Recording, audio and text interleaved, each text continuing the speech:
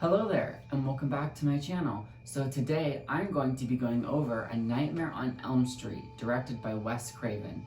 Now, I love him, and he's one of my favorite directors, and this is actually a movie that I saw whenever I was fairly young, and it's probably been over 10 years since I've paid attention to it, definitely not since I've been an adult or gone to film school. And I know that the house from the original movie is several streets down from me. I've done a location visit there, and I kind of want to update that just because I've got a newer phone with such a better quality camera now. But anyway, yeah, who doesn't know who Freddy Krueger is, the iconic razor knives and the burns on his face. Everyone knows about the big three horror villains growing up, and even though I haven't really watched them, this is kind of like an iconic person and an iconic thing. I've just kind of grown up with it and known what it's about. So I've never really seen a Nightmare on Elm Street series before, just a couple installments here and there whenever I was younger. I really have not seen the bulk of the franchise, like all of the original movies. I've also never really seen any of the Friday the 13th movies, just the 2009 installment. But with all of that being said, I think we should get into one of the classic horror movies of the 80s and one of the big three killers, A Nightmare on Elm Street.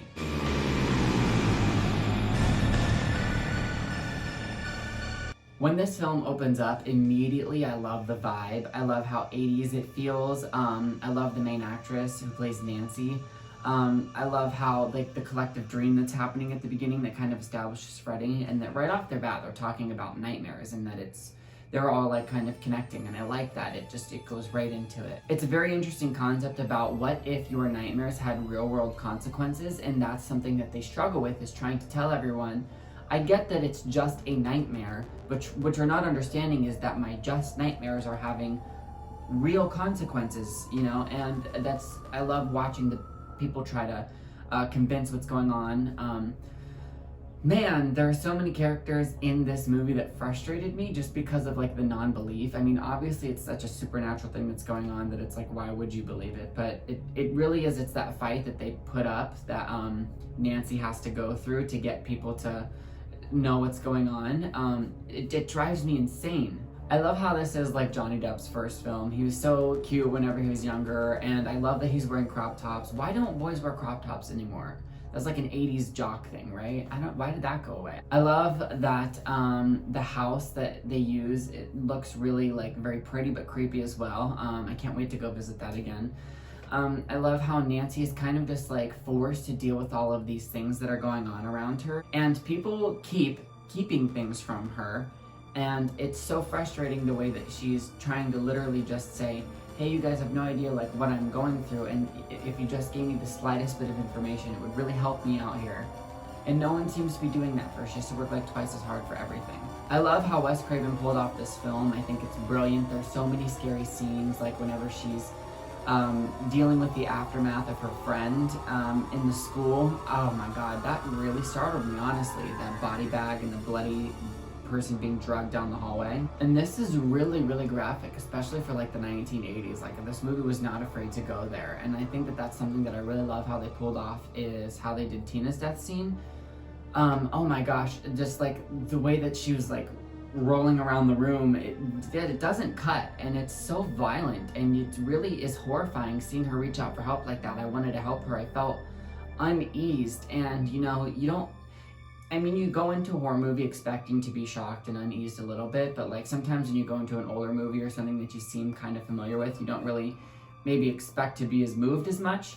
But I was really surprised by like how well it still holds up, that like when watching this scene play out, that it's like it still makes me feel unnerved in my stomach, and it was brilliant. It's something that Wes Craven just does. What I also liked about that scene was that like having Nancy like come in and see like what the aftermath was really, really scary. And I love how her hair also starts to like go gray from stress. There are so many things that they pulled off in this film that just made her journey that much more fun. A concept about this movie that I really appreciate is that sometimes in horror movies, or movies in general, but a lot of times in horror, whenever there's a scene going on and it gets really weird and then we don't know how to explain it, and then it's like, oh, it was all a dream. Sometimes that can feel cheating the audience, and they don't really appreciate that. It has to be done just right if that's not the point of your thing. But I like how you go into this knowing that it's a dream thing. So because of that, they take it and they run with it. Like, because the whole movie is dream sequences, and that's where that in turn is where our real danger is. Usually dream sequences are just our characters trying to process the fear and the danger that they're in, and it's jump scares and there's no real threat there. This whole franchise and this whole villain and this killer is all about, I'm dangerous whenever you're vulnerable, like whenever I'm not supposed to be. And so that I really love that it's like you don't feel cheated from the nightmare sequences because that's what the whole movie is it's meant to be. Anything can happen, and it's weird, and that's part of the suspense. And I like that, at least in this first one. I haven't seen the rest yet. It didn't felt like they overdid it. Jumping off of that, I love how graphic and grotesque this movie is. That's something else that I was not expecting. I was expecting to see a lot of blood and a lot of cool practical effects because it was the 80s, but I really am so happy and like thrilled and completely grotesqued out by, like, I don't know if that's a phrase, is it? I don't know, I used it, you know what I mean? How gross, like, all of the bugs and stuff were, like, all of the bugs coming out of the mouths, and like rotten leeches and mud and snakes, and when he like cuts himself open and there's like green pus and maggots and worms everywhere. Ugh. I really wish that I was kidding about how I like shivered just now, but it was, I'm too empathetic to things like that. And that's another part of the horror that I love, that I think really pushed this movie over the edge, was that it's like, it's not just knives and blood. Like, it's also really psychological, not everything can pull off that psychological aspect very well. And I like that Nancy is strong enough to be able to handle that psychological aspect. They treat her almost like she's so fragile, and her dad really pisses me off. Like, what a terrible character. Oh God, so is her mom too. What terrible parents. I mean, literally. So I just have a lot of empathy, and I really fell in love with her so very fast. I felt as if she had so much to go through and so much to overcome in such a short amount of time. And think about how, like, in all of the other horror movies, it's like they at least get some resting period. In this, she doesn't. You can't sleep, you can't pause, you can't think, you can't breathe, you can't ever rest. So it's like, the longer you stay up, the more you have to fight between reality and dreams, or like staying awake, or like fighting that urge to fall asleep. So it's like, as the story goes on, it only gets harder and harder and harder for her. And it's like, sure, that's true for a lot of final girls, but most of their stories kind of go like this. And it seems to me like in the Nightmare franchise that Nancy's story kind of like goes like this because of that never resting period. Hence why she was stressing out so much and her hair was going gray. I love how the Freddy did seem really very scary in this, and I can imagine watching this for the very first time, not knowing. I really tried to place myself out of my expectations for this, for the part of it that was Freddy, like pretending like I knew nothing about Freddy and nothing that was going on, clean slate, going into the first installment, what the hell is this about? And just the way that it opens up, I mean, it does take a minute before you figure out, like, what is going on. Like, who is this person and why is he showing up? Like, whenever he's like, this is God, and he's like slashing his face with the long arms.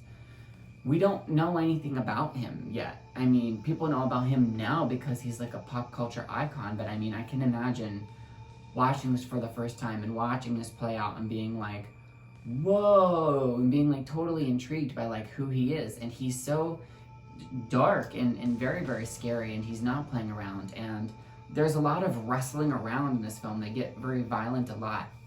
And the practical effects that they're able to pull off with the blood of Johnny Depp's death scene, the upside down blood everywhere, is beautiful too. It's like the way that the blood is gushing out. You can tell that it was, I like how thick it looked. I don't know why, it's just so weird. There's so many weird things about this movie, like, especially the ending. I'm not sure where to go from here. I do this thing where like sometimes I'll cap it off at a certain point and then revisit like alternate universes, sequels, if I feel the need to, but I don't know how 2 or 3 is gonna go, and how they involve Nancy, but my interpretation of the ending is that whenever she defeats him, the next part of it, I don't know, is that it has to be another nightmare, right? Because her mom is back, and so are all of her friends.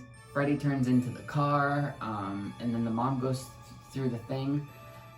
I don't know how this movie is supposed to end, or like what you're supposed to interpret, or where Nancy's supposed to go, but if that's the ending and they all end up dead, well, then that's one way to go. Or it could be subjective in the way that it's like, maybe that was one last fear, that was one final play out, or that's just the writer's trying to fuck with us. I don't know what it is, but it's fun for the story to end on an eerie note. But I also do kind of pretend that like Nancy is kind of beating Freddy, you know, maybe that is a dream and she wakes up from it and there were no real life consequences, and she was like, oh wow, that one really was just a dream and he really is dead, thank God. I mean, I don't know. It's up in the air for us to interpret. When it came to the revelation scene, I thought the mom made me it gave me a lot of anxiety, because the bar is on the house and then she's just like, come to the cellar, I'll tell you what's up. And it's like, first of all, you should never follow anybody down to the cellar. I don't care if it's your mom. Second of all, I don't know, just like the way that she revealed everything was so like, it still gave me anxiety, but in a way that was like kind of unfulfilling. Like, no wonder Nancy was like, why keep that from me, and why this? And just, I understand why Nancy was like upset about like the fact that she didn't get enough closure. I love how she's able to pull him into the real world and defeat him and set up with the flames, him running through the house. That was really very scary. All of the booby traps are awesome. It kind of reminds me of Home Alone before Home Alone, but a horror version. But yeah, it's so fun to just watch that like whole thing play out in it, which shows you that Nancy's really very strong, especially whenever earlier in the film she's reading the book about it and she's like, well, I'm a survivalist. I like to survive. I like to be prepared, or whatever it is that she says. So I very, very much grew an attachment to her after watching this film, and she's definitely one of my favorite final girls already. I can't wait to see how she comes back into the franchise. I know it's not in every installment. But hey, with all of that being said, that was my review on Nightmare on Elm Street, the original. Such a fun, clever, brilliant film, a classic. I'll be able to show this to so many of my friends who will appreciate and love it, and I'll probably be watching this around Halloween times now. That'll be so much fun. I can't wait to talk about it now that I've, you know, kind of refresh my memory with it and be able to dive into the franchise. And I'm just opening up a whole new world of horror movies for me, and so many more different topics and maybe jokes or memes and things that I'll get. Now, I actually did see the remake first when it first came out in 2010, and that meant that I was like 11 or 12 at the time, depending on what part of the year and when my birthday was. So I had seen a little bit of Freddy Krueger and had a little bit of his knowledge, and he was really very scary to me, being that young and watching that installment. It was very, very scary and dark for me, and so I already had a little bit about him, and I already did, and I do kind of like the remake, but after watching this one, I see how it's different and how people are upset and how it completely it feels kind of like its own thing. I do agree that I like this original one way better. And I do appreciate the times in the remake that they make callbacks, and it is fun to kind of see an updated look, and I appreciate what they go for in that. But yeah, I can already tell that I'm probably gonna like this original timeline way better than the new one. So let me know what your thoughts about the movie are, or your thoughts about the franchise. What does Freddy mean to you? How scary is he? Was he one of your favorites growing up? When did you get into this franchise? And just let me know down in the comments. For me, he's always just kind of scared me as a child because I knew of him and the razor knives. But this was fun for me to kind of like discover him.